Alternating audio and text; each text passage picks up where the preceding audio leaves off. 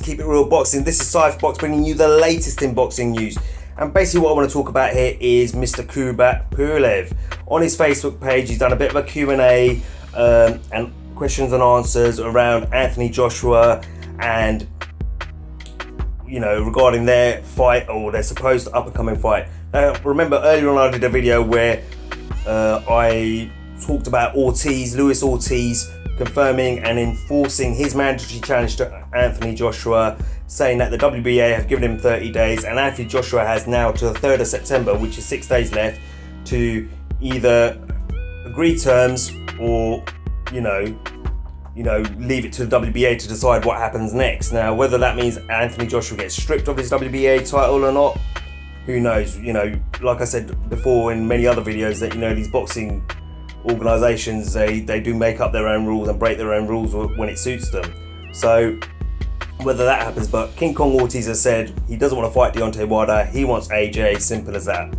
Alright, now the funny thing is, the post that I saw on Instagram earlier on was saying that the fight between AJ and Pulev was going to happen, and it's confirmed.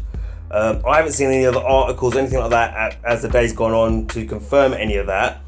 But funny enough, I'm on Pulev's Facebook page where he's done this Q&A, and one of the questions is whether his fight with Anthony Joshua is set, and his answer to that was, unfortunately, my promoters and I are not in sync. First of all, nobody told me about the end date. We had a conversation on the subject, but we didn't agree on anything specific. In fact, for a long time, my communication with Sunderland and the company manager is not very good. A while ago, we discussed the up-and-coming fight, but we didn't come to anything specific. Now, if I go down, there's another question here as well, excuse me, where he's asked, is October 28th in Cardiff the set date?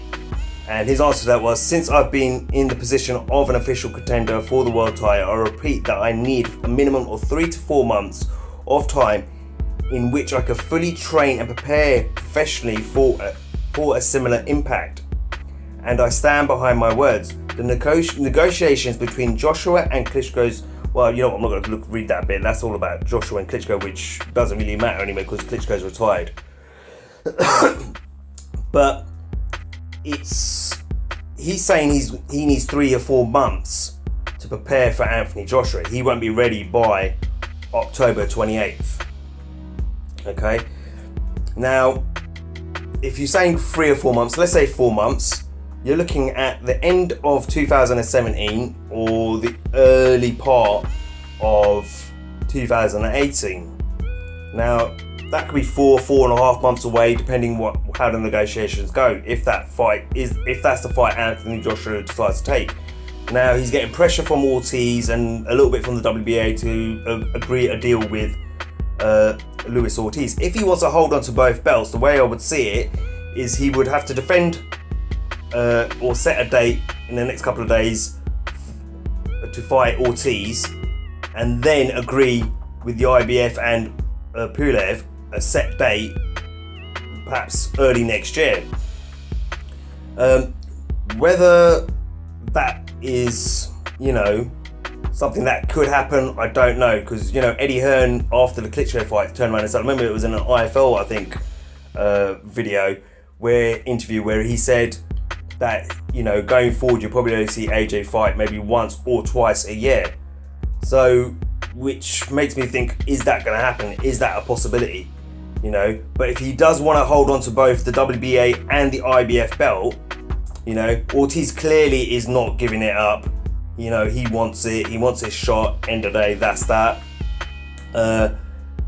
And at the same time, Pulev's not going to give up his shot, but he's willing to wait 3 or 4 months because he says he needs 3 or 4 months to get ready for a fight.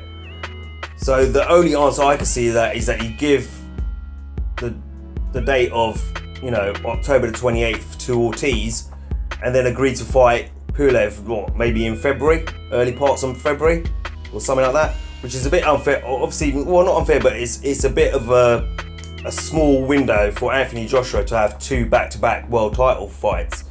But, you know, he's a young fighter, so, I mean, we've seen AJ fight back-to-back, you know, so many times that I don't know whether that will be a problem or not, but I don't think it would be a problem for him, but it all depends how it plays out.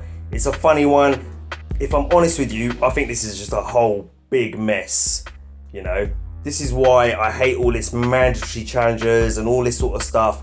You know, in boxing, you know, just make it simple. You know, you wish these organisations would just make it simple. You know, and you know, give a little bit of leeway when they know another organisation also has a mandatory challenger. But that's not going to be the case. You know, I mean, to me, it is a massive mess. Whether Matchroom Boxing Room and Eddie Hearn are going to be, you know, and AJ are going to be willing to fight, you know, 2 fights for potentially in the next 6 or 7 months. You know, I don't see that happening. I personally see, looking at it from this point of view, from my point of view, you know, AJ might have to end up giving up one of his belts, and if he wants to keep both of them, he has to fight both these individual.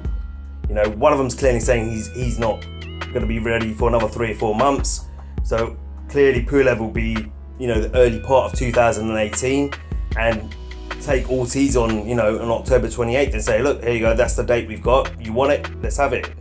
You know, and that's the way I see it.